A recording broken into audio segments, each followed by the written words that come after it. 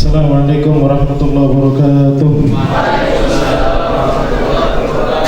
Bismillah, alhamdulillah, wassalatu wassalamu ala rasulillah Sayyidina Muhammad ibni Abdillah wa ala alihi wa sahbihi wa wala.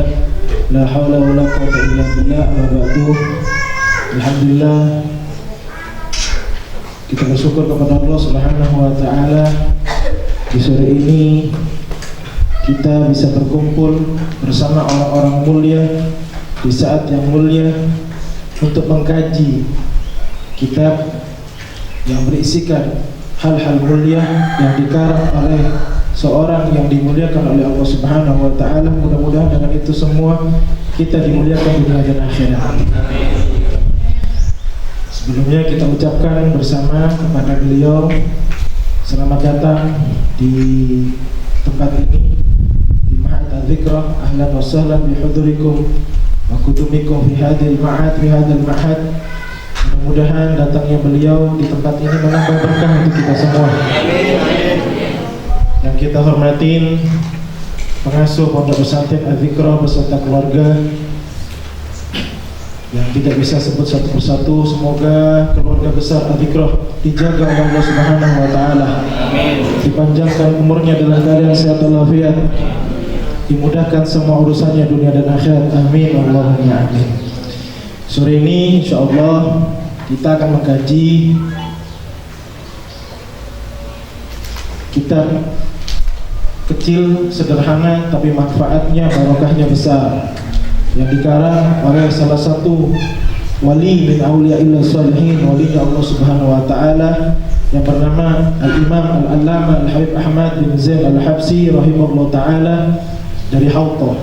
Dan beliau di tengah-tengah kita adalah keturunan yang ketujuh dari pengarang kitab. Jadi kita berharap beliau mengajarkan kepada kita isi kitab ini walaupun dengan ringkas. Kemudian kita minta ijazah kitab ini untuk kita amalkan isinya, praktekkan isinya. Mudah-mudahan dengan itu semua sebagaimana doa pengarang yang mengamalkan, yang belajar dan mengamalkan, mudah-mudahan menjadi orang yang alim zahir dan batin. Dan mudah-mudahan semua santri dan santriwati yang belajar di sini mudah-mudahan ilmunya diberkahi oleh Allah Subhanahu wa taala. Kita minta maaf atas keterlambatan khususnya kepada pengasuh dan semua jajaran yang ada di sini karena kendala Galinto banyak tambahan acara. Saya tak kira-kira lagi Galinto gini. Di manapun kerabuhan ulama dari luar kita mau baik sehingga bebas tambahan acara dedek kenyon saporah nyon ngertian lagi. Minta maaf semuanya kepada santri dan santriwati. Ambil kesempatan ini dengan baik, ambil kesempatan, niat benar-benar niat ngaji yang fokus, yang khusyuk. Satu saat benar-benar niat ikhlas lillahi ta'ala, itu sudah insyaallah jadi sebab kebaikan. Jadi libur dulu pikiran-pikiran yang tidak baik. Ayo kita fokus ngaji. Gunakan kesempatan ini dengan baik. Mudah-mudahan setelah ini Pondok Al-Dhikrah terus kedatangan kunjungan ulama-ulama besar dari dalam dan dari luar negeri. Amin Allahumma amin. Mari kita bersama-sama kita mulai ngaji kitab Risalatul Jami'ah bersama Habib Abdurrahman bin Husain Al-Habsi, dan yang akan insyaallah diterjemahkan oleh Dai Kiai Haji Ali Mansur dari Nganjuk. Mudah-mudahan semua apa yang kita akan laksanakan di sore ini menjadi sebab turunnya rahmat Allah Subhanahu wa taala, barakah dari Allah Subhanahu wa taala. Amin Allahumma. Nanti setelah setelah gaji insyaallah ada soal jawab. Jadi yang ingin bertanya, tafadholu, silahkan 2 atau 3 anak silahkan dipersiapkan nanti. Tapi pertanyaannya yang enak ya, jangan asal bertanya. Jangan asal bertanya, yang bagus pertanyaannya. Jangan malu bertanya. Ya khair. Allahumma shalli ala Muhammad. Assalamualaikum warahmatullahi wabarakatuh.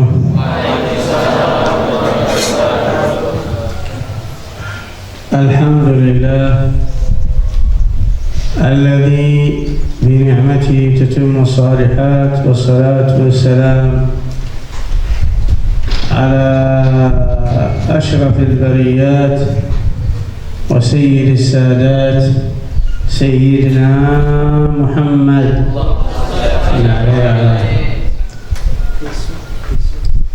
المبعوث رحمة للعالمين. اللهم صل وسلم وبارك وكرم على سيدنا محمد مفتاح باب رحمة الله عدد ما في علم الله، صلاة وسلاما دائمين بدوام ملك الله وعلى آله وصحبه وسلم. Beliau Habib Abdurrahman bin Husain bin Salim Al-Habsyi memulai nasihatnya dengan mengaturkan segala puji bagi Allah Subhanahu wa Ta'ala yang telah memberikan nikmat-nikmatnya kepada kita semuanya. Dengan nikmat tersebut kita sempurna untuk beribadah kepada Allah Subhanahu wa Ta'ala. Salawat serta salam mudah-mudahan tetap teraturkan keharibaan Nabi besar Muhammad sallallahu alaihi wasallam yang diutus ke muka dunia ini sebagai orang yang menebar kasih sayang kepada seluruh ciptaan Allah Subhanahu wa Ta'ala. Bismillahirrahmanirrahim. نبدأ في قراءة هذا الكتاب العظيم.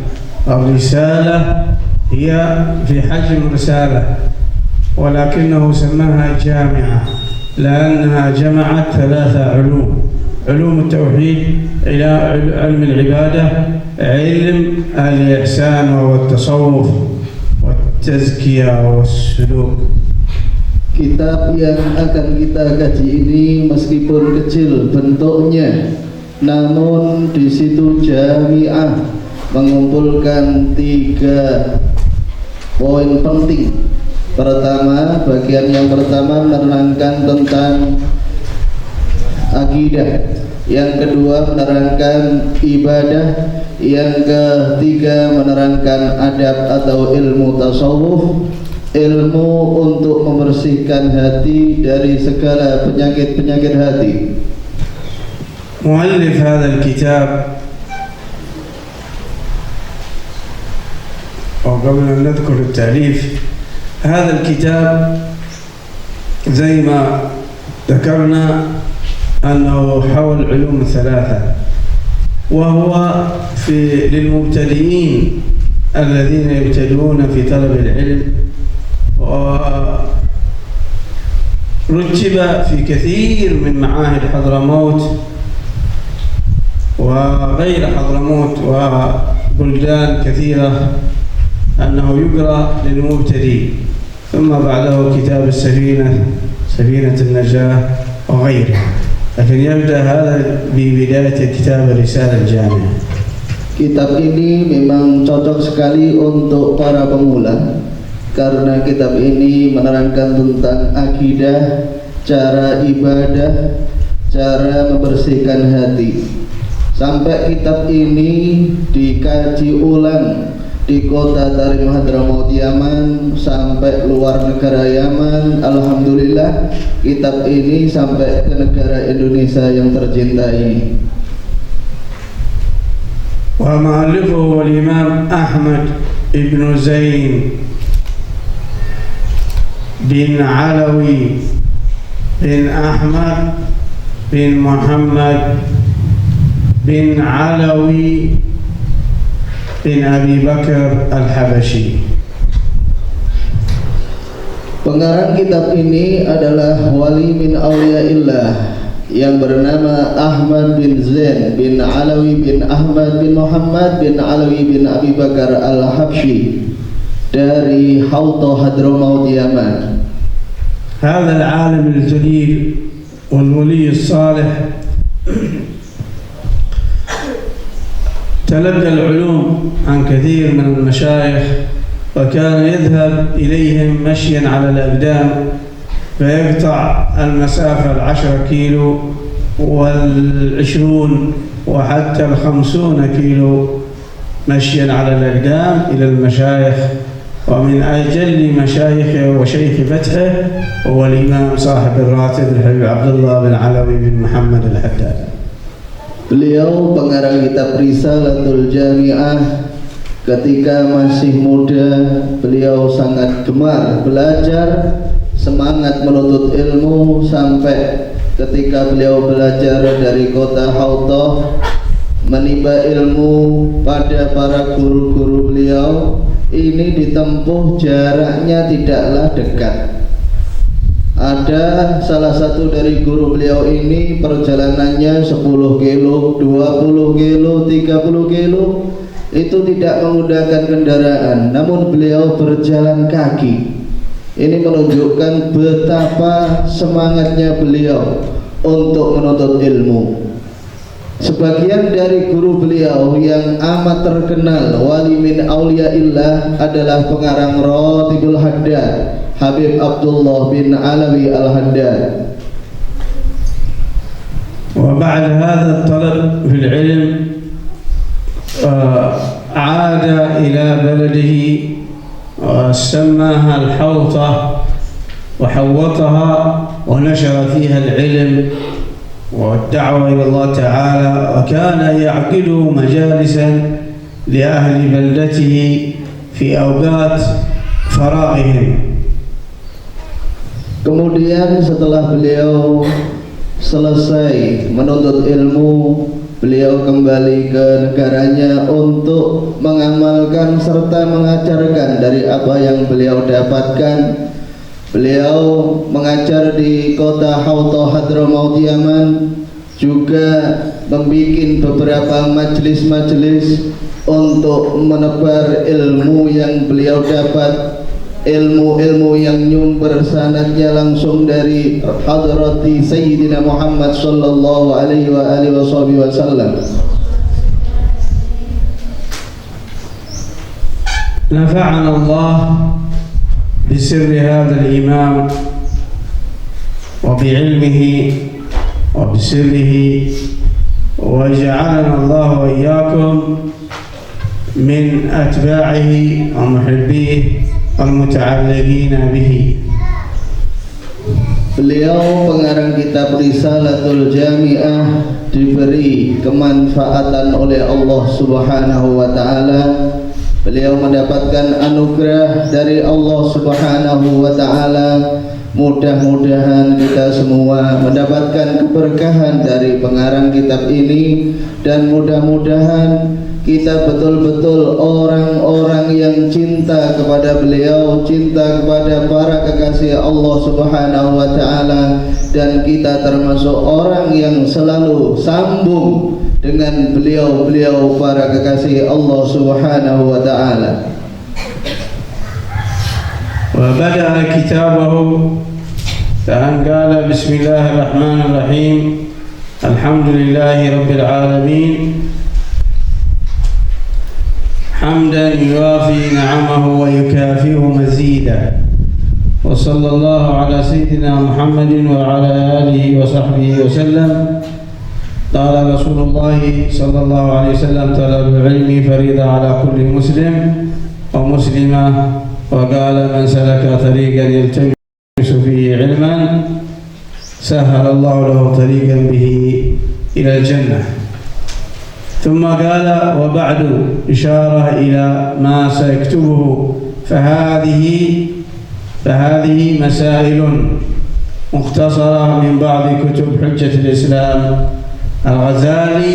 غالبا من عرف هذه المسائل وعمل بها نرجو من الله أن يكون من أهل العلم ظاهرا وباطنا. Beliau memulai kitab ini dengan bacaan bismillah, hamdalah, sholawat serta salam mudah-mudahan tetap teraturkan kepada Rasulullah, keluarga serta sahabatnya.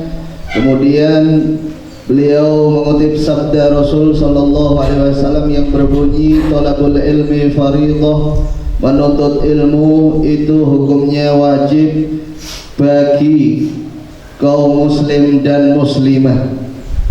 Rasul juga bersabda man salaka tariqan yaltamisu fiha ilman sahalallahu bihi tariqan ilal jannah.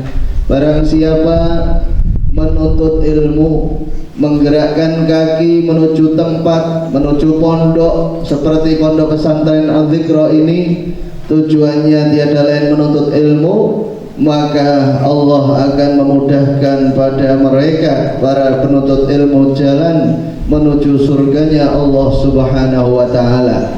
Di sini juga dikutip bahwasanya kitab ini paling banyak mengambil dari karya-karya Imam Ghazali, sehingga pengarang mengatakan dan mendoakan siapa saja yang mempelajari kitab ini, mengamalkan kandungan kitab ini, maka aku doakan semoga Allah menjadikan dia orang yang alim ilmi zahir wal batin. وابتدأ بأركان الإسلام. قلنا لكم القسم الأول الذي في هذا الكتاب عن الإيمان، تكلم عن الإيمان وتفاصيل مسائل الإيمان، ثم بعد ذلك الجزء الثاني يكون عن العبادات، ثم عن التزكية والسلوك. Kitab ini dimulai dengan pembahasan akidah, keimanan. Setelah itu bagian yang kedua menerangkan tentang tata cara beribadah yang benar. Kemudian bagian yang terakhir menerangkan tentang sifat-sifat hati, penyakit-penyakit hati, supaya kita bersih jernih hatinya untuk menghadap ilahi Rabbi. فقال أركان الإسلام، وكلنا يعرف أركان الإسلام، والركن هو ما لا يتم الشيء إلا به. Pertama, pengarang mengkupas tentang masalah rukun Islam. Seperti yang kalian ketahui bersama, rukun Islam ada 5. Yang dimaksud rukun adalah sesuatu, tanpa sesuatu itu maka tidak akan bisa berdiri.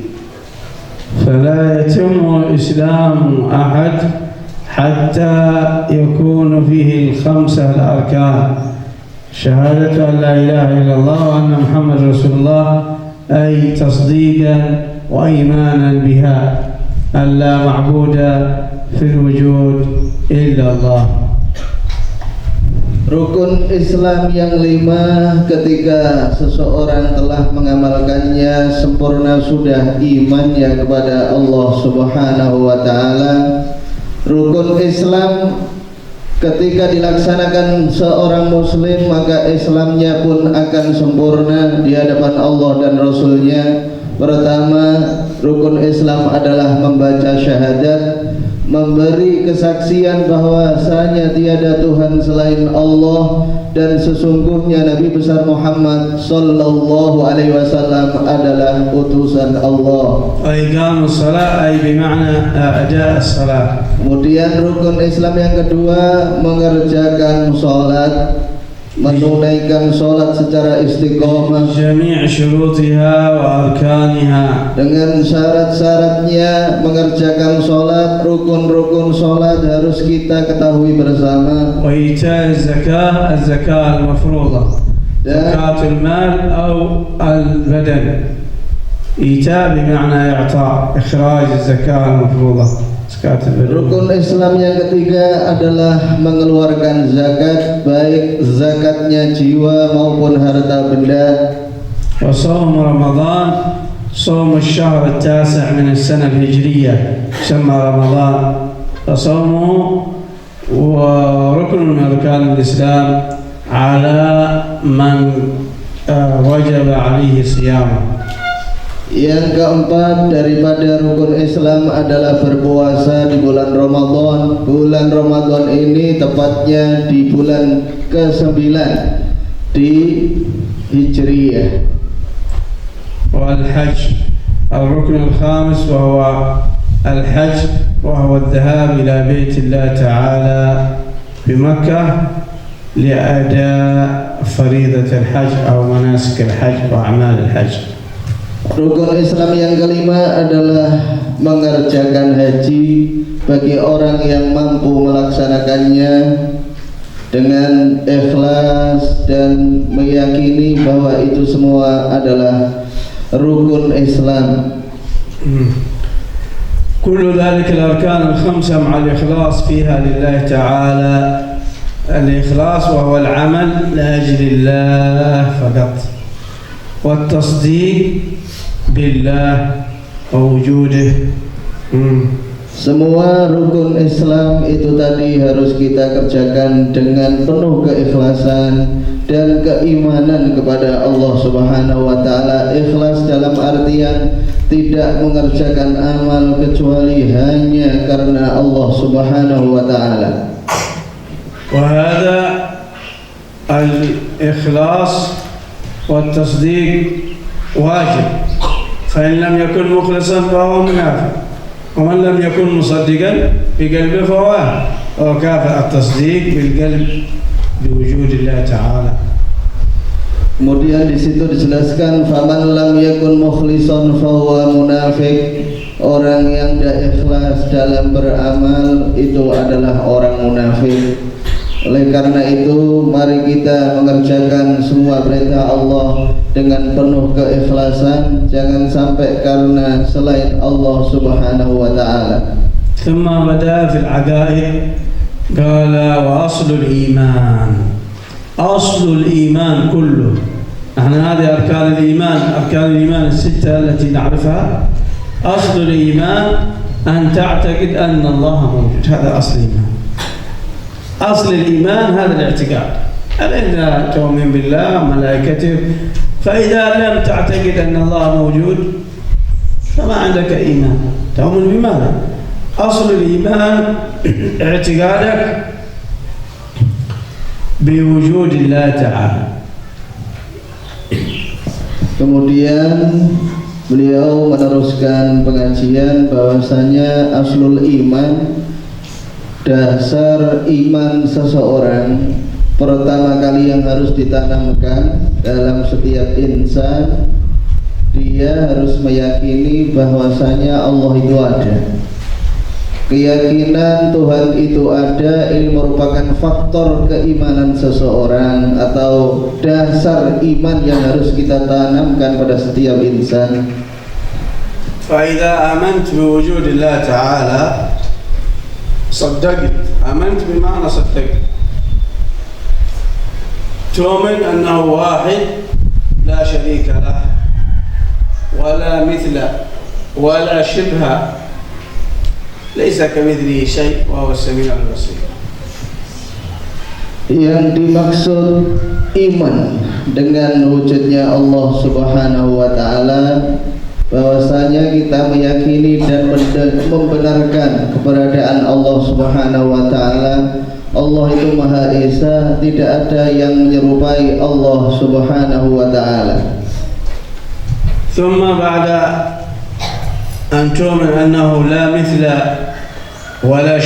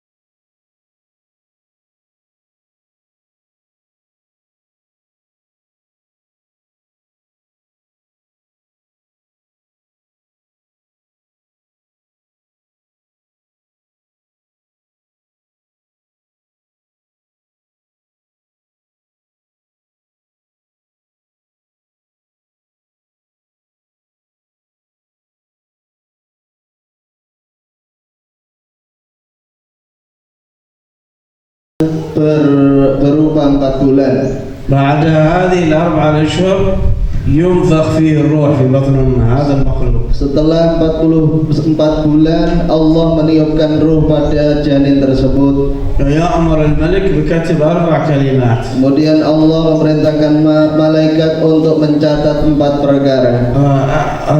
آجالهم Kematiannya, وأرزاقهم rizkinya, وشقي أو سعيد.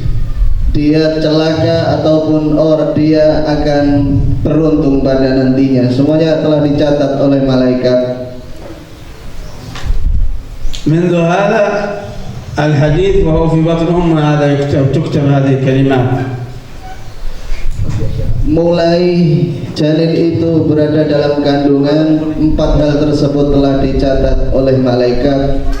ولا يحدث شيء في الكون إلا بقضائه وقدره وإرادته. ما شيء يحدث، لا شيء يحدث بغير إرادة الله.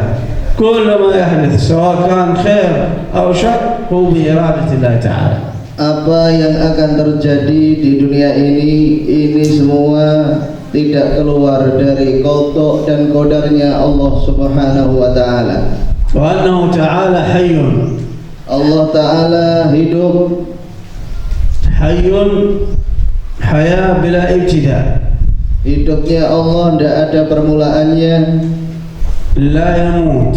dan tidak akan pernah meninggal dunia. عالم. Allah maha alim. معنى عالم أن أحاط علمه بكل شيء ما كان وما سيكون. Yang dimaksud alim di sini Allah Subhanahu wa taala ilmunya meliputi seluruh apa yang diketahui manusia. مريد في أفعاله وعنده إرادة. Apa yang dikehendaki oleh Allah itu tidak ada yang memaksa. وقدرة على فعل الأشياء. Allah punya kemampuan untuk melakukan sesuatu. ومتكلم. Allah maha berkata بكلام منزه عن الآلة. yang mana kalamullah ini suci وكلام قديم. dan kalamullah ini dahulu. سميع بلا آلة أيضا، بلا آلة السمع.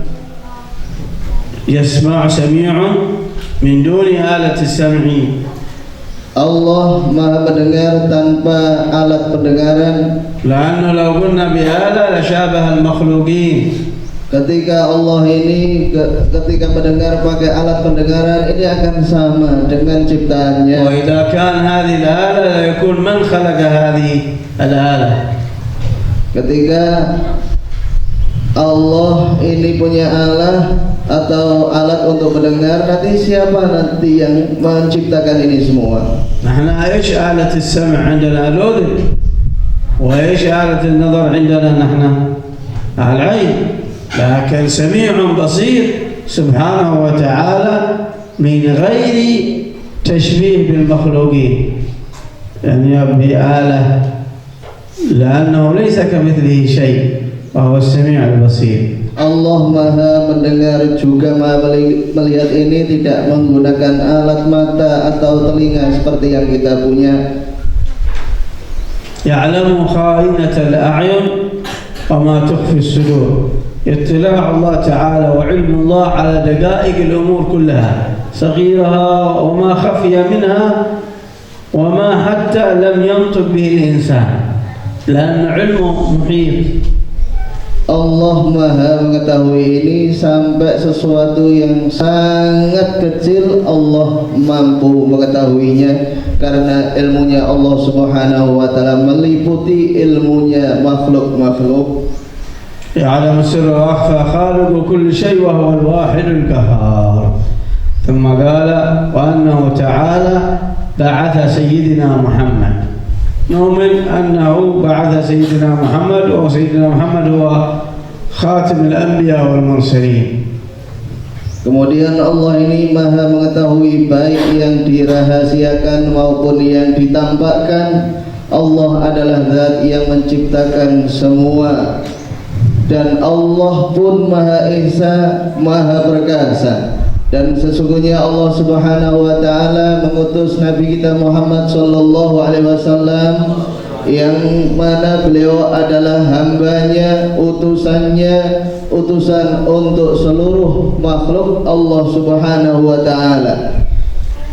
وكان سبحانه أرسل رسل كثير قبل سيدنا محمد، ولكنه كل رسول يرسله إلى قومه إلا سيدنا محمد فإنه أرسله إلى الناس كافة.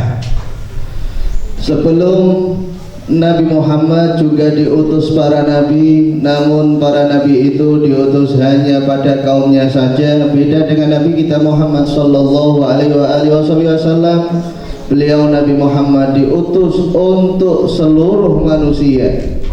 سيدنا هود أرسله إلى قوم عاد وصالح إلى ثمود وهكذا إلى أقوام، لكن النبي محمد أرسله إلى جميع الخلق لهداية.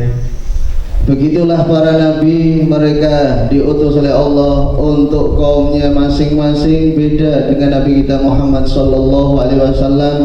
Nabi kita diutus oleh Allah Subhanahu wa taala rahmatan lil alamin, sebagai orang yang menebar kasih sayang kepada seluruh ciptaan Allah Subhanahu wa taala. ولما بعثه أراد منه هداية الناس وتكميل معاشهم ومعادهم فيما يحتاجون إليه في المعاش، وأيده بمعجزات كثيرة نذكر قليلا منها. Dan Nabi kita Muhammad sallallahu alaihi wasallam diutus ke dunia ini tiada lain tujuannya untuk memberikan hidayah kepada umat manusia, dan supaya kelangsungan kehidupan mereka semakin sempurna, kehidupan dunia sampai akhiratnya. Dan Allah pun menguatkan kepada Nabi Muhammad dengan beberapa mukjizat, yang mana mukjizat ini sebagai bentuk pembuktian bahwa Rasul adalah utusan Allah Subhanahu wa taala. Dan Habib Abdurrahman akan menerangkan sebagian dari mukjizat-mukjizat Nabi besar Muhammad sallallahu alaihi wasallam. Wal mu'jizah hiya al-amr al-khariq lil-'ada yujrihi Allah ala yadi nabi. فإذا أجرى على عبد صالح غير النبي تكون كرامة. Yang dimaksud mukjizat adalah sesuatu yang luar biasa, yang hanya keluar dari utusannya Allah Subhanahu wa taala untuk menguatkan risalah yang beliau bawa. Manakala hal yang luar biasa ini keluar dari selain Nabi, yakni para wali, itu namanya karamah. Idza ajrahu ila 'abdin 'asi fa innama huwa istidraj. Manakala hal yang luar biasa ini keluar dari orang ahli maksiat, para penyihir dan macam-macamnya, ini bukanlah karamah, namun istidraj dari Allah Subhanahu wa taala. فإذا أجراها على عبد العاصي على خلاف ما أراد هذا العبد فتكون إهانة. Dan ketika sesuatu yang luar biasa ini ternyata tidak cocok dengan yang diharapkannya, maka ini merupakan ihanah, sebagai bentuk penjelekan Allah, menjadikan dirinya semakin hina di hadapan Allah dan Rasulnya sallallahu alaihi wasallam. من هذه المعجزات القرآن المعجزة الخالدة التي لا يستطيع البشر أن يأتوا بمثله في بلاغته وإعجازه. Sebagian dari mukjizatnya Rasulullah Muhammad bin Abdullah adalah Al-Quranul Karim. Tidak ada satupun manusia yang mampu mendatangkan seperti kalam-kalam yang ada di dalam Al-Quranul Karim. وهو أيضا من المعجزات معجزة الإسراء والمعراج ومعجزة انشقاق القمر له صلى الله عليه وسلم. Sebagian dari mukjizatnya Rasul sallallahu alaihi wasallam, beliau di Isra Mi'rajkan oleh Allah Subhanahu wa taala. Juga dari mukjizat Rasulullah adalah terbelahnya rembulan di zamannya Rasulullah sallallahu alaihi wasallam. وأنه عليه الصلاة والسلام صادق في كل ما أخبر به عن الله. كل ما أخبر فيه عن الله تعالى صادق. Apa yang disampaikan Rasulullah dari Allah Subhanahu wa taala itu semuanya benar. فتحدث فأخبر عن الصراط وهو جسر ممدود على متن جهنم، أدقه من الشعرة وأحده من السيف، يمر عليه جميع الخلائق ويختلفون في المرور على حسب أعمالهم. Dan Rasulullah juga memberikan kabar bahwasanya nanti di akhirat ada yang namanya Shiratal Mustaqim, sebuah jembatan yang mana jembatan ini lebih kecil daripada rambut, tajamnya lebih tajam daripada pisau-pisau yang ada, dan orang yang melewati ini berbeda-beda tergantung amalnya manakala masih ada di dunia. وتمر السيدة فاطمة الزهراء بنت رسول الله صلى الله عليه وسلم فينادي منادي في أهل الموقف فيقول غضوا أبصاركم فإن فاطمة بنت محمد ستمر على الصراط. لماذا هذا كله؟ لمقامها العظيم وقيامها بحقوق ربها سبحانه وتعالى. هذه المرأة الصالحة التي ينبغي أن تكون قدوة لنسائنا وبناتنا.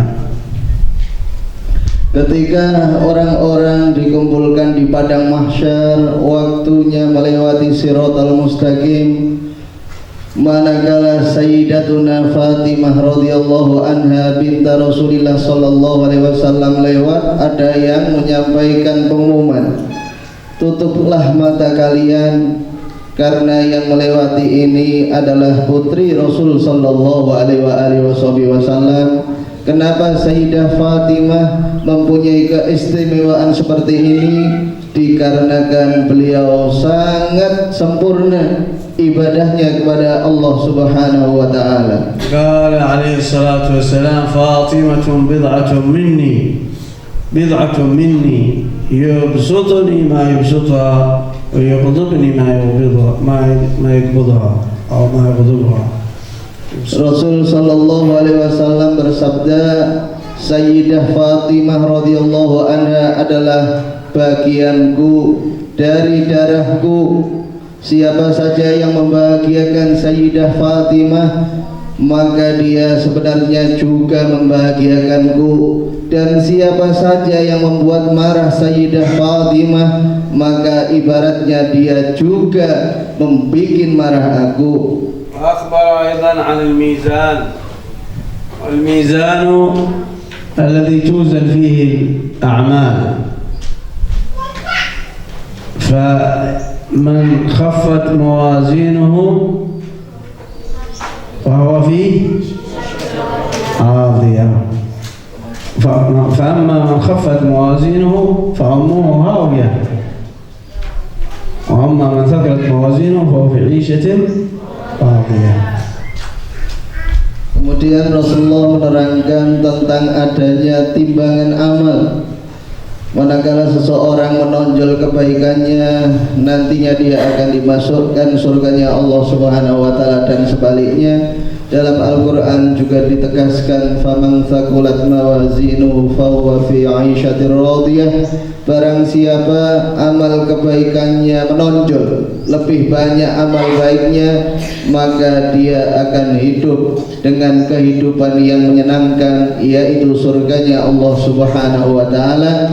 Manakala timbangan amalnya menonjol kejelekannya, maka nerakalah tempatnya, tempat siksa, tempat susah. Na'udzubillahi min وهذا الأمر يأتي بعده الحوض، والحوض جعله الله تعالى لنبينا محمد صلى الله عليه وسلم، يكون مسافة شهر وعرضه كذلك، وفيه ماء أبيض من اللبن وأصفى وأحلى من العسل. من شرب من هذا الماء لم يظمأ بعدها أبدا. ومنهم من يشرب ومنهم من يسقيه النبي صلى الله عليه وسلم بكفه الشريف حيث كان يكون موجودا هناك. هذه كلها اللي ذكرناها إيمان بها من الإيمانيات من الواجبات. Setelah itu ada telaga di akhirat nanti, telaganya Rasul Sallallahu Alaihi Wasallam, telaga yang panjangnya ukurannya kalau ditempuh hari itu sampai 1 bulan. Yang mana telaganya Rasul Sallallahu Alaihi Wasallam ini putihnya lebih putih daripada susu, manisnya lebih manis daripada madu. Barang siapa minum 1 kali seteguk daripada telaganya Rasulullah, maka dia tidak akan pernah dahaga selamanya. Dalam hal ini berbeda-beda orang yang mendapatkannya. Ada yang minum dengan tangannya sendiri, ada yang mendapatkannya dari tangan mulia baginda Nabi besar Muhammad sallallahu alaihi wasallam.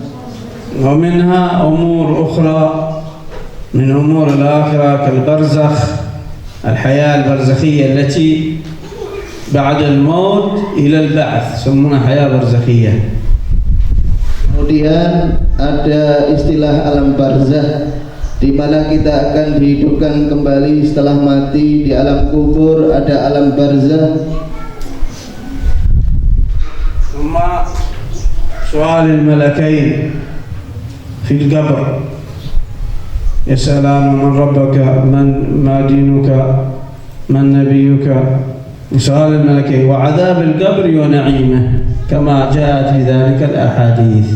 Kemudian di alam kubur kita akan ditanyai oleh kedua malaikat, siapa, nama nabimu, agamamu, peganganmu, ditanya nanti di alam kubur. Setelah itu, apakah kita termasuk orang yang bahagia masuk surga ataukah sebaliknya? Itu semua sudah diterangkan dalam hadis-hadisnya Rasulullah sallallahu alaihi wasallam.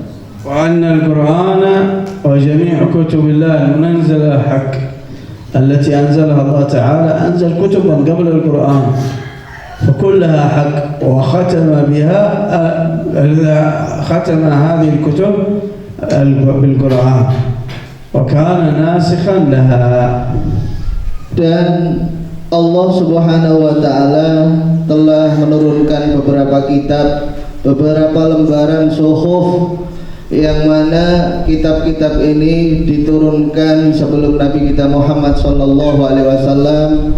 Kemudian turunlah Al-Quran sebagai pegangan kita semuanya. Al-Quran ini mencakup seluruh kitab-kitab yang diturunkan Allah Subhanahu wa Ta'ala, dan kita harus mengimani adanya Al-Quran adalah kalamullah. ثم بعد ذلك بعد الكتب المنزلة الملائكة، تحدث النبي صلى الله عليه وسلم عن الملائكة وأخبر عن الملائكة، فلا بد فأنه صادق بكل ما أخبر به. فإذا أخبر بالملائكة فلا أحد لا يؤمن بالملائكة، نحن نصدق بوجود الملائكة. Kemudian Rasulullah pun juga menjelaskan tentang keberadaan para malaikat Allah yang harus kita imani keberadaan mereka. Jangan sampai kita ini orang yang tidak percaya adanya para malaikat Allah Subhanahu wa Ta'ala. ثم أنهم أجسام نورانية خلقها الله تعالى، لهم صفات لا كصفات البشر، أجسام نورانية.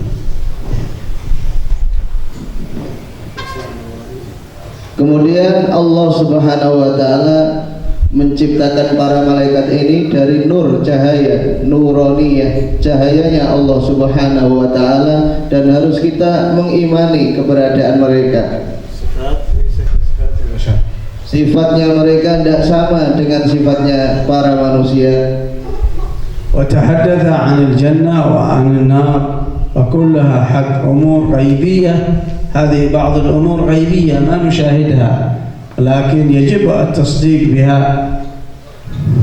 Dan adanya surga dan neraka ini adalah sesuatu yang gaib, belum ada, belum kasat mata. Maksudnya kita pun harus mengimaninya, adanya surga dan nerakanya Allah Subhanahu wa taala. وبهذا ختم الإمام المؤلف الجزء الأول من كتابه اللي هو العقائد والتوحيد والإيمانيات. Dengan demikian usai sudah pembahasan tentang akidahnya seorang mukmin, orang yang beriman harus mengimani apa yang telah disampaikan Rasulullah sallallahu alaihi wasallam. ويبدأ الآن في القسم الثاني في الجزء الثاني من كتابه وهو عن العبادات، ولكن نفصل بفاصل قصير. Kemudian pengarang meneruskan karangannya dengan membahas bagian yang kedua tentang tata cara beribadah kepada Allah Subhanahu wa taala. سيدة دلوق قصيدة سيدة ما يطول لا يختصر. Pendek saja, tidak usah panjang-panjang. قصيدة pendek.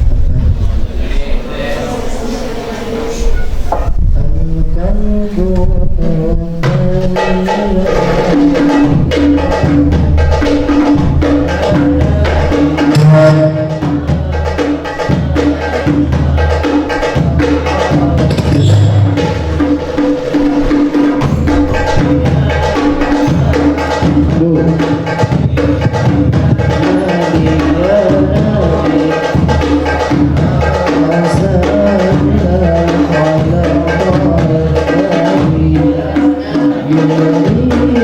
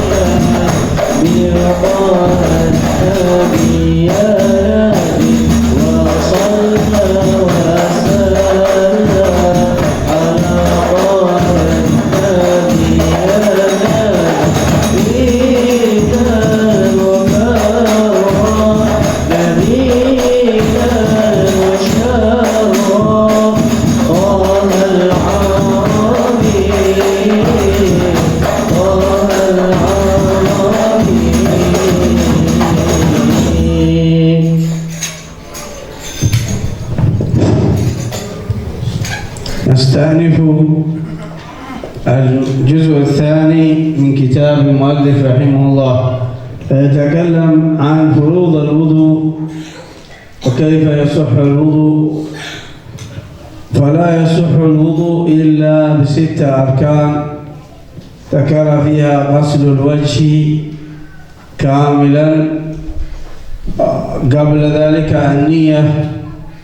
النية ومحلها القلب، وينوي فيها رفع الحدث، أو يقول الطهارة للصلاة، نويت الطهارة للصلاة. النية نويت الطهارة للصلاة، ثم غسل الوجه جميعه، ثم اليدين إلى المرفقين، ثم مسح شيء من الرأس، غسل الرجلين للكعبين، وسادسها الترتيب أن لا يقدم عضوا عن عضو، لا يقدم اليدين على الوجه، هذا هو الترتيب. أما يقدم اليسرى على اليمنى هذا خلاف السنة، ليس، لأن اليدين كلتيهما عضو واحد. Kemudian beliau pengarang meneruskan bagian yang kedua berkaitan dengan tata cara beribadah. Kita diajarkan tentang caranya wudhu yang benar. Wudhu seperti yang telah kita lakukan tiap hari. Wudhu itu rukunnya ada 6. Pertama harus niat, seperti yang telah kita ketahui bersama, niatnya nawaitul wudu alirafil hadatsil asghari fardhan lillahi ta'ala, atau niat nawaitul taharah juga bisa. Niat ini letaknya di dalam hati. Kapankah mulai niat? Niat itu disertakan ketika kita membasuh wajah, kemudian membasuh kedua tangan. Kedua tangan ini ada kanan ada kiri, tapi yang lebih utama tetap mendahulukan kanan dulu baru kiri. Kalau mendahulukan yang kiri dulu namanya khilaful aula, menyalahi yang utama. Setelah membasuh kedua tangan sampai siku-siku, kita mengusap sebagian dari rambut kepala. Setelah itu membasuh kedua kaki sampai mata kakinya kena, dan harus berurutan dalam rukun wudhu ini. Tidak boleh kita mendahulukan yang akhir atau mengakhirkan yang dahulu, itu namanya bukanlah tartib. Dengan cara inilah wudhu kita benar, karena sesuai dengan ajaran yang diterangkan oleh beliau. ثم بعد ذلك ذكر الغسل، كيف يكون الغسل. الغسل لا يجب إلا من أشياء إما الجنابة أو الحيض أو النفاس أو الجماع، فبهذه الأشياء يكون الغسل، فيكون واجب من واحد من هذه الأربعة. Kemudian ada masalah mandi besar atau janabah. Dikarenakan janabah ini macam-macam, ada kalanya mandi besar dikarenakan telah mengeluarkan sperma atau menggauli istrinya atau mengeluarkan menstruasi, nifas. Itu adalah hal-hal yang mana kita mengalaminya harus melakukan mandi wajib. وما هو الغسل؟ تعميم البدن كله بالماء. إذا عممنا جميع بدننا بالماء مع نية رفع الحدث هذا الغسل، ولو مرة واحدة تعمم البدن بالماء مع نية رفع الحدث، هذا الغسل الذي يسقط الواجب.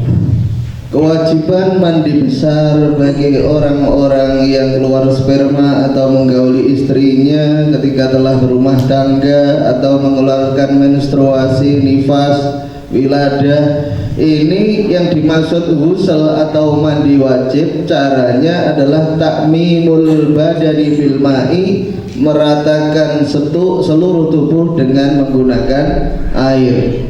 Ketika kita telah meratakan air ke seluruh tubuh dengan niat mandi besar, maka kita sudah dianggap suci lagi, bisa mengerjakan sholat dan lain-lainnya.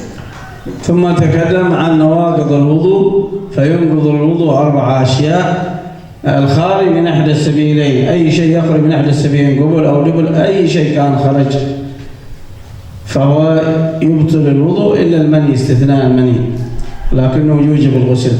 وينقض كذلك بزوال العقل سواء كان بنوم غير ممكن أو بإغماء أو غير ذلك كالصرع والسكر، أي شيء يزيل العقل فبه ينتقض الوضوء. وأيضا بمس قبل أو دبر آدمي نفسه أو غيره. والرابع التقاء بشرتي رجل وامرأة أجنبيين، فالتقاء البشرتين انتقاض للوضوء، أن يكون غير محرميين، كبيرين، رجل وامرأة كبيرين وغير محرميين. فبهذا بواحد من هذه ال4 ينتقض الوضوء. يحتاج أن نحن نتوضأ إذا أردنا الصلاة أو مس القرآن أو غير ذلك. Kemudian pengarang menerangkan tentang hal-hal yang membatalkan wudhu. Pertama, yang membatalkan wudhu adalah sesuatu yang keluar dari jalan depan dan belakang, kubul atau dubur. Sesuatu yang keluar ini bisa membatalkan wudhu, kecuali sperma dihukumi suci tapi wajib kita untuk mandi. Yang kedua, yang membatalkan wudhu adalah hilangnya akal, baik hilangnya itu dengan tidur atau yang lain, kecuali tidurnya orang yang duduk dalam kondisi mumakkinin mak'adatahu, pantatnya ini ditancapkan ke lantai sehingga tidak ada nafas atau renggang, sehingga ketika dia tidur dia tetap dikatakan masih punya wudhu, asalkan mumakkinin mak'adatahu minal ardi. Juga seluruh hal-hal yang menghilangkan akal seperti pingsan, ilma, kemasukan jin sehingga kehilang akalnya, ini juga bisa membatalkan wudhu. Juga yang membatalkan wudhu yang ketiga adalah masuku buli au duburi adamiyin minhu au min ghairihi, karena orang tersebut menyentuh kemaluannya, baik yang depan ataupun belakang, baik yang menyentuh itu dirinya sendiri atau disentuh orang lain, dengan catatan yang menyentuh ini adalah telapak tangan, orangnya sudah dewasa, baik orangnya dewasa atau masih kecil, kok menyentuh kubul atau dubur maka wudhunya akan batal, walau waladahu walau maitan, meskipun yang disentuh ini anaknya sendiri. Ketika membersihkan kotoran dari anak kok menyentuh kubul atau dubur, maka wudhunya akan batal. Begitu pula ketika yang disentuh ini orangnya mati, disentuh kubulnya atau duburnya, yang menyentuh ini akan batal wudhunya. Yang keempat adalah iltiqa'u basyaratai rajulin wa imra'atin. Yang membatalkan wudhu yang keempat adalah bertemunya kulit laki-laki dan perempuan, kecuali orang tersebut muhrim atau masih ada hubungan mahram, bersentuhan pun tidak membatalkan wudhu. ثم قال شروط صحة الصلاة انتقل من الوضوء إلى الصلاة، لأنه قبل الصلاة يكون الوضوء فينتقل إلى الآن إلى الصلاة. Kemudian setelah wudhu kita bergegas melaksanakan sholat. فلا بد إذا أردنا أن تصح صلاتنا في أشياء تتقدم الصلاة، قبل أن نصلي في أشياء تتقدم حتى تصح الصلاة، هذه التي تتقدم تسمى شروط الصلاة. ثم إذا دخلنا في الصلاة يسمى أركان الصلاة. Ketika kita akan melaksanakan sholat, ada hal-hal yang harus kita kerjakan sebelum melaksanakan sholat, yang sering kita dengar namanya syarat-syaratnya sholat. ketika sesuatu ini dilaksanakan di dalam sholat, namanya adalah rukun-rukun sholat. فيشترط لصحة الصلاة الشروط التي قبل الصلاة الطهارة ومعرفة دخول الوقت. ما يصلي الإنسان إلا إذا عرف وتيقن دخول وقت الصلاة، إما بإيجاد أو غلبة. فإن صلى مع الشك لا يصح، لم تصح. وبعد ذلك معرفة القبلة، إذن الطهارة ودخول الوقت ومعرفة القبلة، ستر العورة ورفع النجاسة إذا كانت موجودة في ثوب أو بدن أو مكان. يعني قد يكون الإنسان متوضي لكنه عليه نجاسة، هو على وضوء لكن عليه نجاسة، ما انتقض وضوءه، فلا بد أن يزيلها بالغسل. إذا غسلها خلاص، لكن وضوءه بقى على وضوء. وأن يصلي الفرض قائما. Setelah kita toharoh punya wudhu, mau mengerjakan sholat, ini ada syarat-syaratnya. Syarat ini adalah sesuatu yang harus dikerjakan sebelum mengerjakan sholat. Yang pertama adalah ma'rifatu dukhulil wakti, tahu kalau waktunya sudah masuk. Jadi kalau orang belum waktunya sholat, mengerjakan sholat fardu, maka sholatnya tidaklah sah.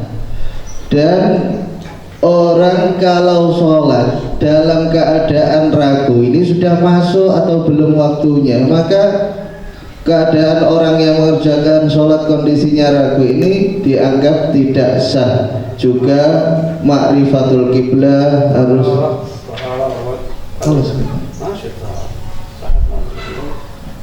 seperti yang telah Al-Fakir sampaikan tadi.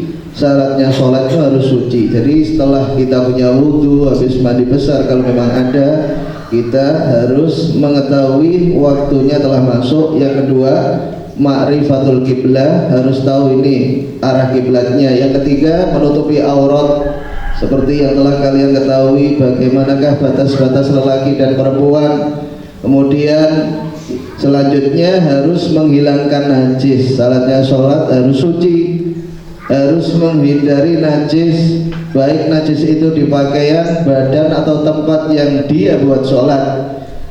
Dan juga yang terakhir, syaratnya orang sholat itu harus wajibu alal qadir an yusalliyal fardhu qa'iman, harus berdiri kalau memang sholatnya itu wajib atau sholat fardu. ثم دخل في الصلاة. الآن الشروط هذه تقدمت، الآن يدخل في الصلاة. وفروض الصلاة النية، ينوي بالصلاة ثم تكبيرة الإحرام، ثم يقرأ الفاتحة 7 المثاني 7 آيات، وبعدها بجميع حروفها وتشديداتها، ثم يركع بحيث تنال يداه ركبتيه، الركوع المعروف، ثم يعتدل اعتدالا بحيث يرجع كل عضو مكانه، ثم يسجد مرتين، وهكذا يفعل في بقية الركعات. فيكون مجموع الأركان في الركعة الواحدة أقل من 17، وثم البقية في مثل التشهد الثاني والسلام والقيام، وهذه تكمل ال 17. ففي الركعة الواحدة يكون هي الأركان، ويفعلها في كل الركعات التي ذكرناها. Kemudian setelah kita mengetahui syarat-syaratnya sholat, kita mau bergegas melaksanakan sholat. Di dalam sholat ada rukun-rukunnya. Yang pertama, kita harus niat pada waktu takbiratul ihram. Setelah itu membaca suratul Fatihah dengan basmalahnya, tasdid-tasdidnya. Kemudian kita ruku. Ruku ini bagaimanakah caranya? Orang itu merunduk sekiranya kedua telapak tangannya ini sampai ke lutut. Kemudian tumakninah di waktu ruku, dan iktidal bangun daripada ruku juga wajib tumakninah. Setelah iktidal kita menuju rukun berikutnya yaitu sujud. Sujud ini 2 kali dalam setiap rakaatnya dan melakukan segala rukun-rukun dalam bilangan-bilangan rakaat yang kita kerjakan di sana. Jadi rukun sholat itu 17, tiap rakaat ini kita harus memenuhi sebagian dari 17 itu, disempurnakan setelah rakaat yang kedua atau ketiga, yang mana di situ ada tasyahud sehingga sempurna 17. فيكون التشهد الثاني ركنا أيضا، والقعود فيه أيضا، والقعود فيه ركن، والصلاة على النبي صلى الله عليه وسلم في التشهد الأخير الثاني. هذه أركان، والسلام 4 أركان هذه تضاف إلى الركعة، اللي هي التشهد الأول والقعود فيه والصلاة على النبي صلى الله عليه وسلم والسلام. أما التشهد الأول وقعوده فهو سنة. Kemudian nanti rukun sholat yang 17 itu disempurnakan di rakaat setelah yang pertama, karena setelah rakaat yang pertama seperti sholat subuh 2 rakaat, di situ ada tasyahud di rakaat yang kedua sholat subuh itu hukumnya wajib termasuk rukunnya sholat. Demikian pula duduknya, membaca sholawat atas Nabi Muhammad dan keluarganya Nabi Muhammad, juga menutup dengan salam. Ketika telah sempurna ini semua rukun Islam yang 17 telah kita selesaikan dalam sholat. هذا هو. والتشهد كما كلنا يعرف التشهد واجب هذا في الثاني، وقراءته حروفه نفسها كما تقرأ الفاتحة تقرأ التشهد، يعني بنفس الحروف ما ينقص منها حرف. وهي التحيات الصلوات الطيبات لله، السلام عليك أيها النبي ورحمة الله وبركاته، السلام علينا وعلى عباد الله الصالحين، أشهد أن لا إله إلا الله وأشهد أن محمدا رسول الله. هذا التشهد. الصلاة على النبي، اللهم صل على سيدنا محمد. Kemudian tasyahud yang kedua ini adalah rukun daripada rukunnya sholat. Seperti kita harus membaca Fatihah, memperhatikan tasydid-tasydidnya di dalam tasyahud pun juga kita harus memperhatikan masalah tasydid yang ada. Untuk tasyahud di rakaat yang pertama atau tasyahud awal itu hukumnya sunnah, begitu pula duduknya itu pun juga sunnah. Dan lafaz tasyahud seperti yang telah kita ketahui bersama, tahiyatulillah, kita disuruh baca bareng-bareng tasyahud. At-tahiyatul mubarakus salawatut tayyibatu, assalamu alayka ayyuhan nabiyyu warahmatullahi wabarakatuh, assalamu alayna wa ala ibadillahi sholihin, asyhadu an la ilaha illallah wa asyhadu anna muhammadar rasulullah. هذا التشهد، هذا ركن. صلاة على النبي هذا ركن ثاني. صلاة على النبي.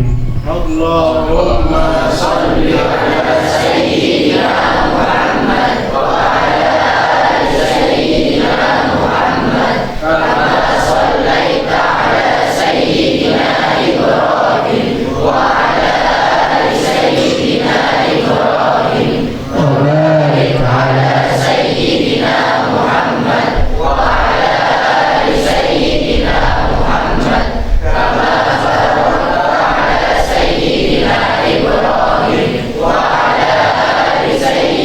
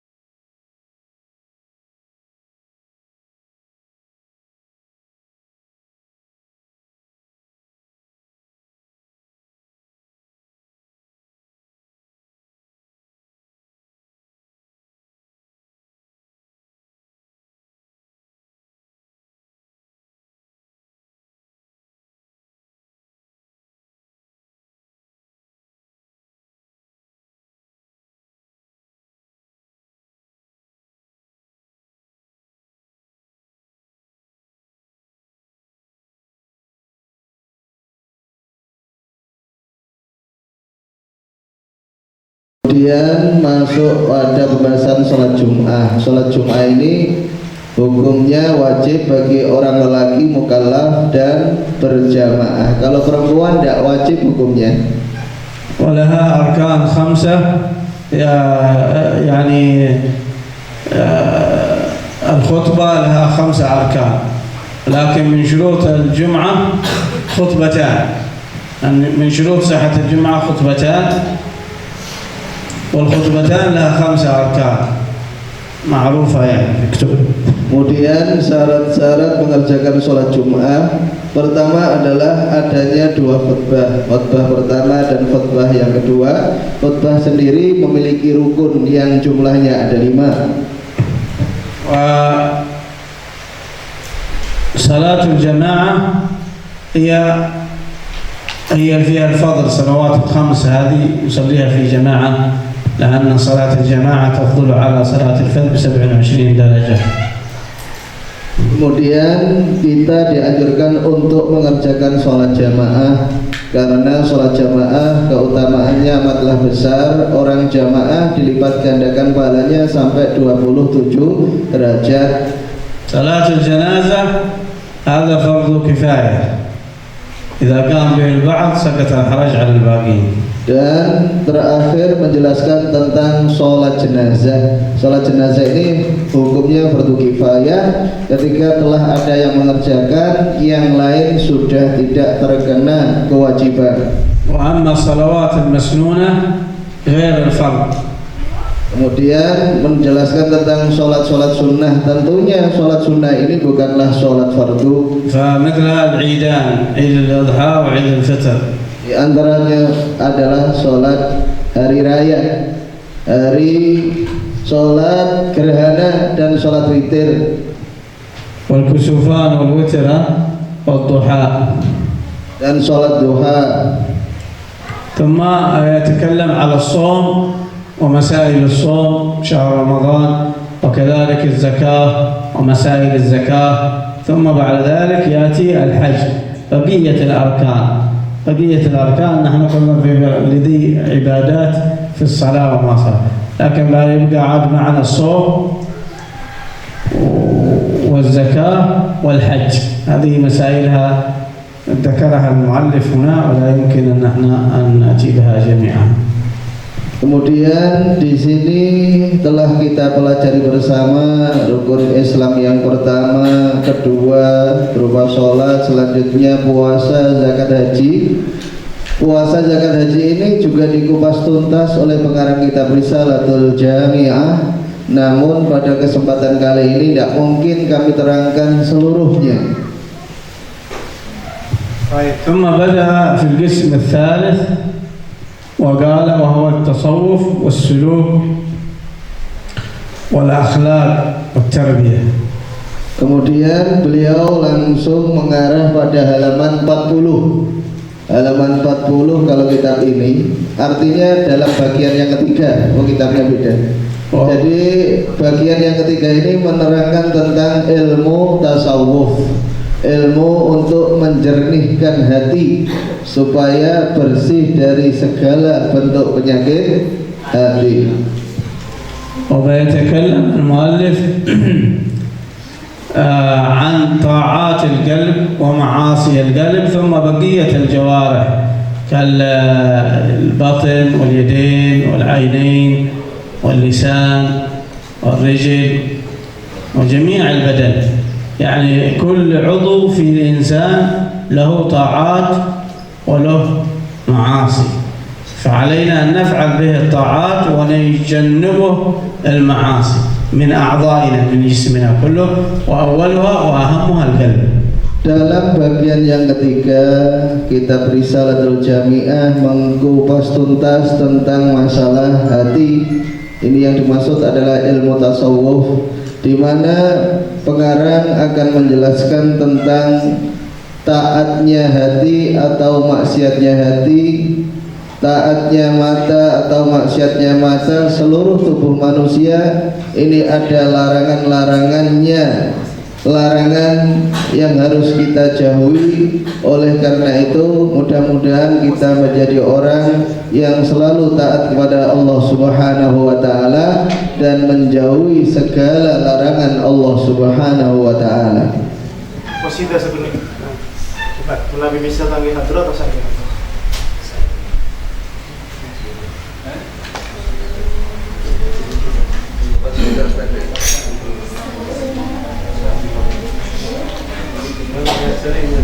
Ya Tarim, ya Tarim, ya Tarim, ya Tarim, Syahidillah, Syahidillah, Syahidillah, Syahidillah, Tarim, ya Tarim, ya Tarim, ya Tarim, Syahidillah, Syahidillah, Syahidillah, Syahidillah, Badatul Awliya, Badatul Awliya, Syahidillah, Syahidillah, Syahidillah, Syahidillah, Ya Tarim, Ya Tarim, Ya Tarim, Syahidillah, Syahidillah, Syahidillah, Syahidillah,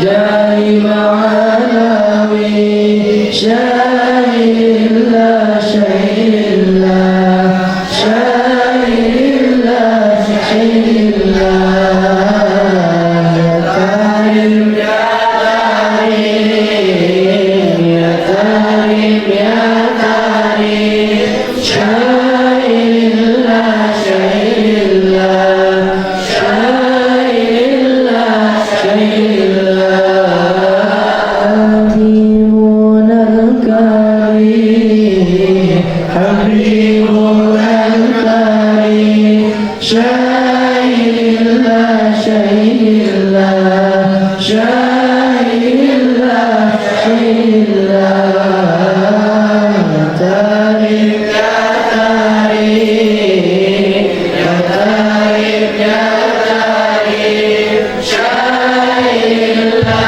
Syahidillah, Syahidillah, Syahidillah. ثم قال حفظ القلب.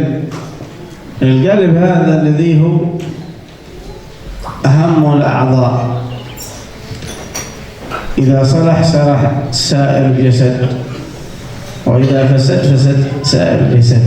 وإذا إنسان عنده أمراض في قلبه أولى أن يعالجها أكثر مما يكون عنده مرض في عينه ولا صداع في رأسه، هذا أمراض الجسد. لكن أمراض القلب أولى بأن تعالج، فينتبه المؤمن والمؤمنة إلى معالجة قلبه من أمراض القلوب كالحسد والبغض والرياء.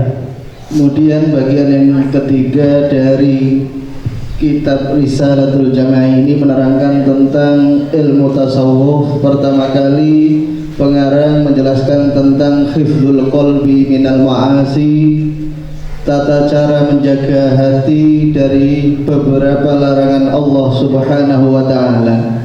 Hati ini adalah anggota tubuh manusia yang paling utama. Kenapa demikian? Karena ketika hati ini baik, baik pula seluruh amalnya. Namun ketika hati ini kotor, hati ini buruk, maka seluruh amalnya pun menjadi kotor. Dan ketika seorang itu sakit, dia sakit kepala, dia akan pergi ke dokter kepala. Namun ketika hati ini sakit, kita harus mengutamakannya untuk sembuh kembali sehingga menjadi hati yang bersih. Oleh karena itu pengobatan hati ini lebih sulit daripada obat penyakit yang kelihatan oleh mata. Makanya butuh guru, butuh mursyid, sehingga kita mempunyai seorang guru yang betul-betul bisa mengarahkan kita di jalan Allah Subhanahu wa taala. ثم قال من معاصي القلب الشك في الله. إذا شك الإنسان في الله هذا يعني أعوذ بالله من الشيطان الرجيم، هذا من أكبر معاصي لأنه بيخرجه من الإسلام إلى الكفر.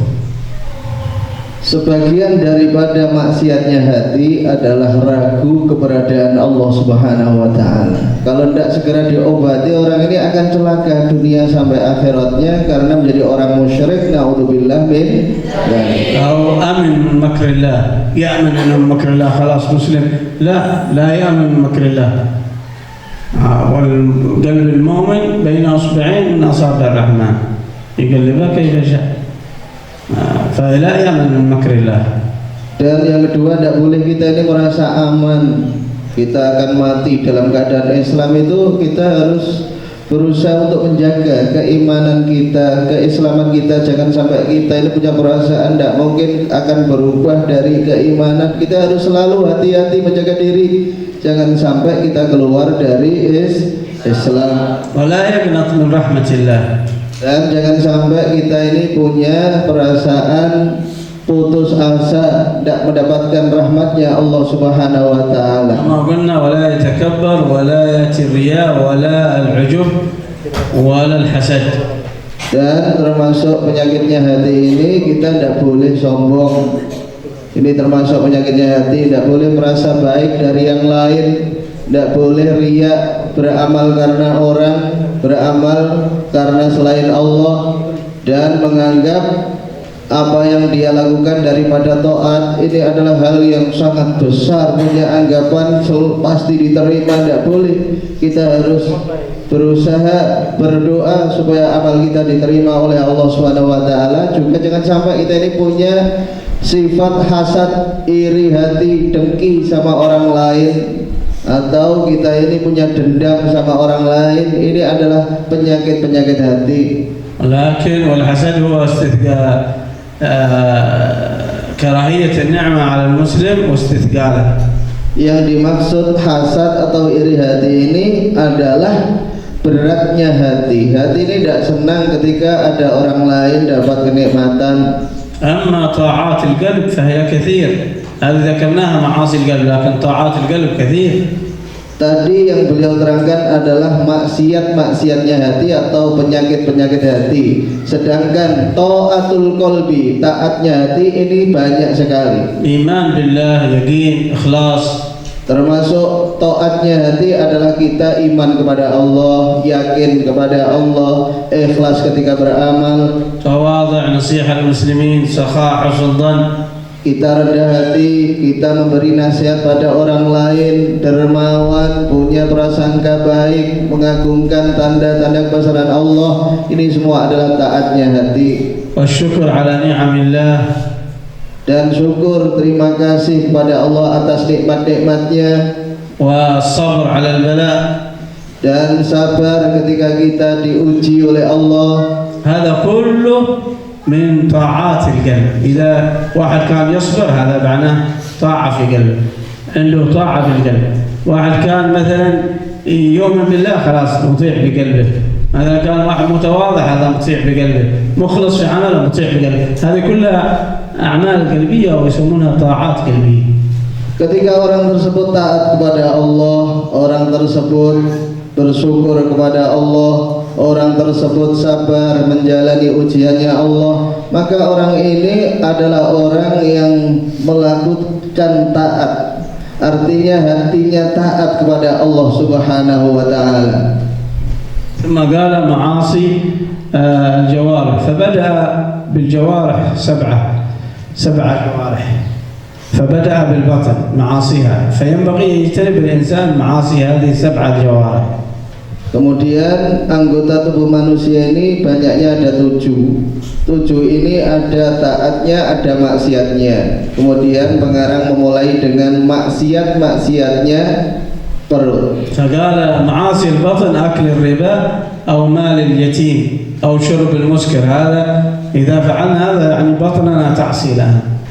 Ketika orang tersebut makan makanan yang haram dan riba, minum minuman yang diharamkan, makan harta benda anak yatim, ini orang tersebut melakukan maksiat. Perutnya ini melakukan pelanggaran. وكذلك العضو الثاني اللسان.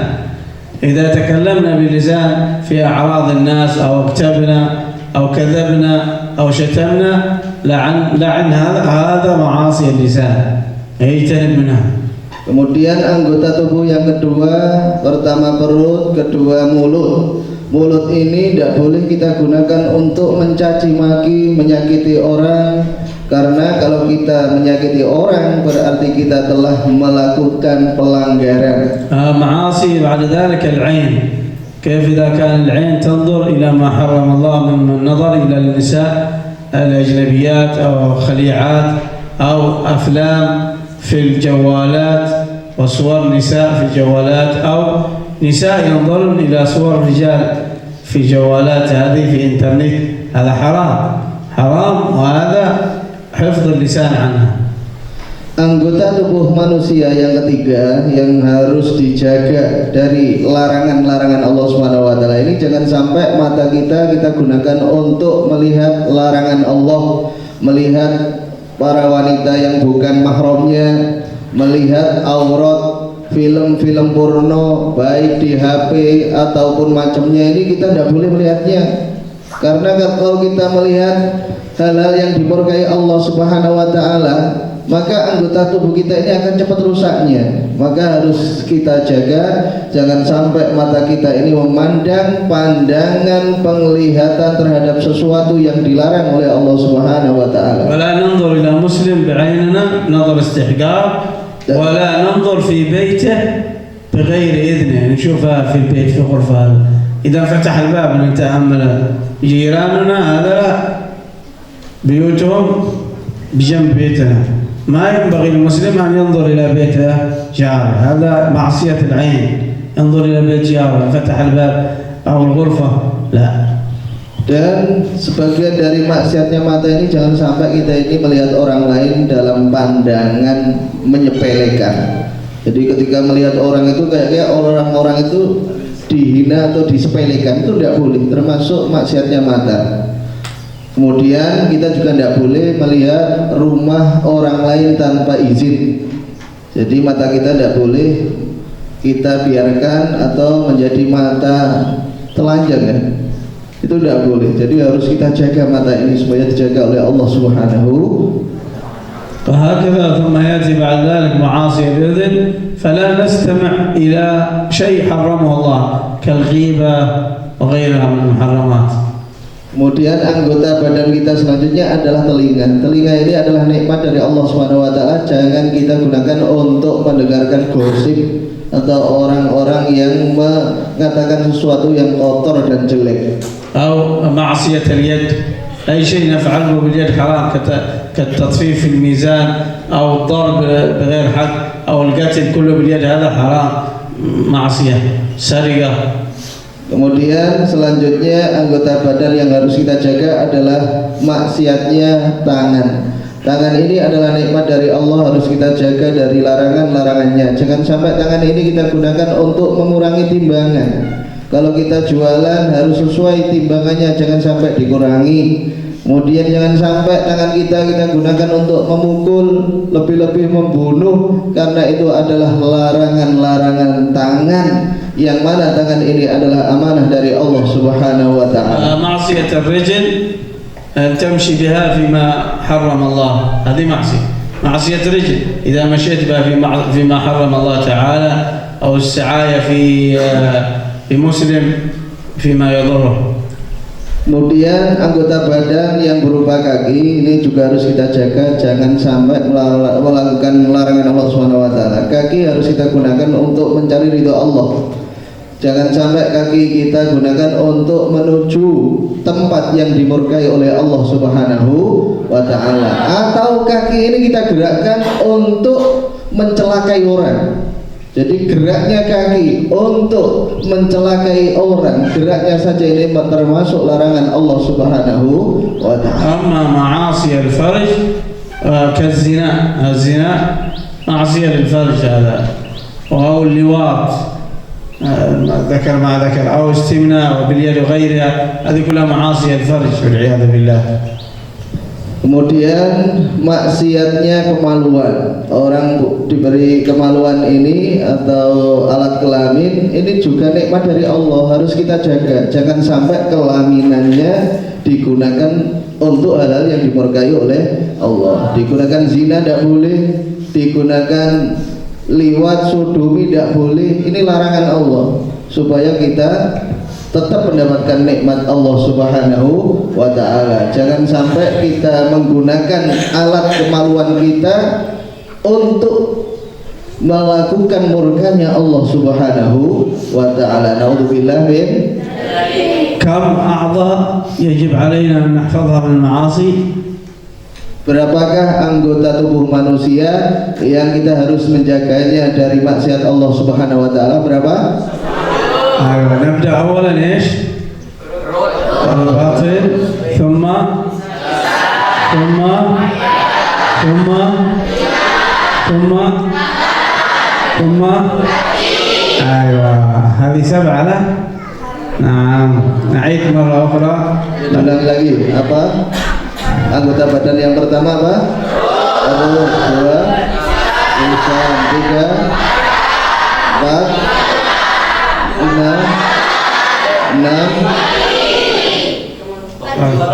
Oh, kemaluannya yang belum farji. فرجي أخير فرج. طيب في معصية تكون بالبدن كله، يعني إذا فعلت هذا عصيت الله تعالى ببدنك كله. ختم بها الكتاب المؤلف.